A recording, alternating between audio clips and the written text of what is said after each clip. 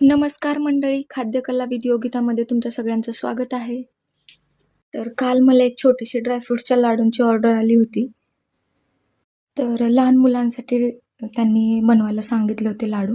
त्याच्यामुळे त्यांनी क्वांटिटी पण थोडीच सांगितली होती, की जर त्यांना माझे लाडू आणखीन आवडली, तर ते आणखीन ऑर्डर करतील हे मला नक्कीच खात्री आहे.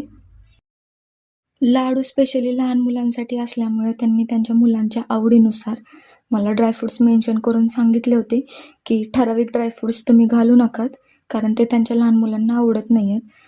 पण म्हटलं ठीक आहे, आता आपल्याला त्यांच्याकडून पहिल्यांदाच मला ऑर्डर आल्यामुळे मी काही नाही म्हटलं नाही.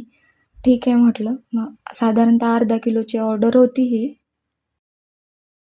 म्हटलं छोटी ऑर्डर आली आहे, चला ऑर्डर कंप्लीट करता आपला व्हिडिओ पण बनवून जाईल आणि आपलं लाडूचं प्रमोशनही होऊन जाईल, म्हणून मी हा व्हिडिओ बनवायला घेतला. तर व्हिडिओमध्ये प्रत्येक ड्रायफ्रूट जे मी भाजत आहे ते मी स्वतः बनवलेल्या घरगुती तुपामधले हे लाडू आहेत. त्यामुळं खरंचच अगदी पौष्टिक तुपातले, साजूक तुपातले लाडू आहेत हे. जर तुम्हालाही माझा हा व्हिडिओ आवडला असेल किंवा हे लाडू जर आवडले असतील आणि तुम्हाला जर ऑर्डर करायचे असतील, तर नक्कीच कमेंट करा. लहान मुलांसाठी असल्यामुळे लाडूची साईज मी एकदम छोटीशी ठेवलेली आहे. नाहीतर तुम्ही म्हणाल, लाडू खूप छोटे बनवलेत. तर असं काही नाही आहे. लहान मुलं सहसा लवकर खात नाहीत पूर्ण लाडू, खराब होतात आणि इतकं महागाचं सामान वापरायचं.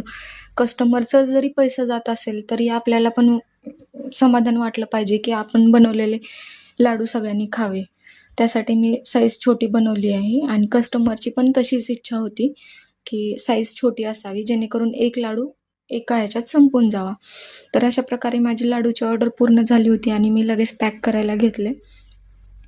जर तुम्हालाही लाडू आवडले असतील आणि हवे असतील, तर नक्कीच कमेंट करा आणि मला नक्कीच कमेंट करून सांगा, की लाडू कसे बनले आहेत.